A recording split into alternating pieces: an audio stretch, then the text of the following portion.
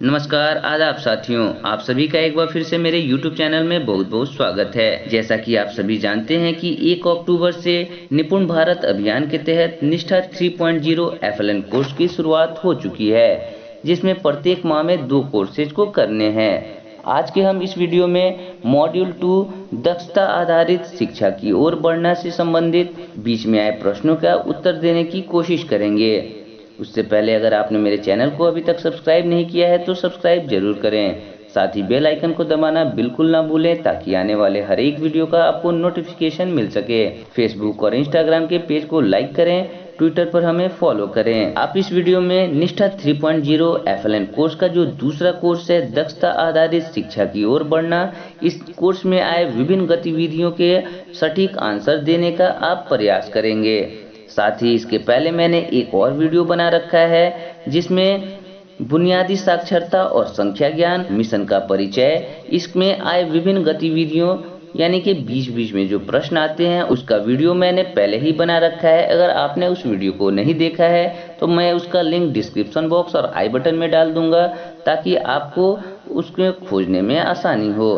तो चलिए कोर्स 2 में आए विभिन्न गतिविधियों का आंसर देने का प्रयास करते हैं। एक बात और ध्यान रखेंगे, अगर आपको इन कोर्सेज को करते समय किसी भी तरह का प्रॉब्लम हो तो आप हमारे चैनल पर विजिट कर सकते हैं। साथ ही आप हमारे टेलीग्राम ग्रुप सरकारी स्कूल एक पहल से जुड़कर आप अपनी समस्याओं को वहां भी रख सकते हैं। गतिविधि 3, अपनी समझ की जांच करें। कथन पढ़ें और सही या गलत के रूप में चिन्हित करें। पहला प्रश्न है, सीखने के प्रतिफलों का आकलन विद्यार्थी और शिक्षकों के लिए मार्गदर्शक साधन का कार्य करता है। इसका जो सही उत्तर होगा वो है सही। इस पर क्लिक करके आगे की तरफ बढ़ेंगे। दूसरा प्रश्न है, सीखने के प्रतिफल पाठ्य पुस्तकों के पाठों को प्रतिचित्रित करते हैं। इसका जो सही उत्तर है वो है गलत। इस पर क्लिक करेंगे और आगे की तरफ बढ़ेंगे। अगला प्रश्न है, सीखने के प्रतिफलों को कौशलों के रूप में भी संदर्भित किया जाता है। तो इसका जो सही उत्तर है वो है गलत। इस पर क्लिक करेंगे और आगे की तरफ बढ़ेंगे।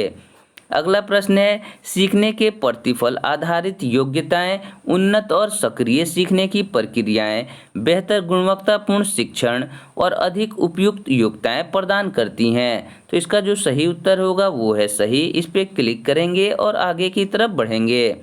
अगला प्रश्न है, सीखने के प्रतिफलों का आकलन करने के लिए रचनात्मक आकलन का प्रयोग होता है। तो इसका जो सही उत्तर है वो है सही। इस पे क्लिक करेंगे और आगे की तरफ बढ़ेंगे। अगला प्रश्न है, दक्षताएं एक औपचारिक सेटिंग में प्रणालीगत शिक्षण द्वारा प्राप्त की जा सकती हैं। तो इसका जो सही उत्तर होगा वो है गलत। इस पे क्लिक करेंगे और आगे की तरफ बढ़ेंगे। अगला प्रश्न है, दक्षता एक निर्धारित संदर्भ में सीखने के प्रतिफलों को पर्याप्त रूप से लागू करने की योग्यता की ओर संकेत करती है। तो इसका जो सही उत्तर होगा वो है सही। इस पे क्लिक करेंगे और आगे की तरफ बढ़ेंगे। अगला प्रश्न है, सीखने के प्रतिफल अवलोकन और मापने योग्य होना चाहिए। तो इसका जो सही उत्तर है वो है सही। इस पे क्लिक करेंगे और आगे की तरफ बढ़ेंगे। अगला प्रश्न है, सूचना ज्ञान समझ प्रवृत्तियों मूल्यों कौशलों और व्यवहार की समग्रता दक्षता है। तो इसका जो सही उत्तर होगा वो है गलत। इस पे क्लिक करेंगे और आगे की तरफ बढ़ेंगे। अगला प्रश्न है, दक्षता और सीखने के प्रतिफल समानार्थी शब्द हैं और एक दूसरे के स्थान पर प्रयुक्त हो सकते हैं। तो इसका जो सही उत्तर है वो है गलत। इस पे आप क्लिक करके आगे की तरफ बढ़ेंगे तो आप देखेंगे कि आपने 10 प्रश्नों का उत्तर दिया है और 10 प्रश्न आपके सही हैं। इस तरह से गतिविधि 3 आपका कंप्लीट हो जाएगा। आगे गतिविधि 5 के आंसर देने का प्रयास करते हैं। गतिविधि 5, अपनी समझ की जांच करें। भारत में दक्षता आधारित शिक्षा को समर्थ बनाने हेतु कौन सी 3 परिस्थितियां हैं?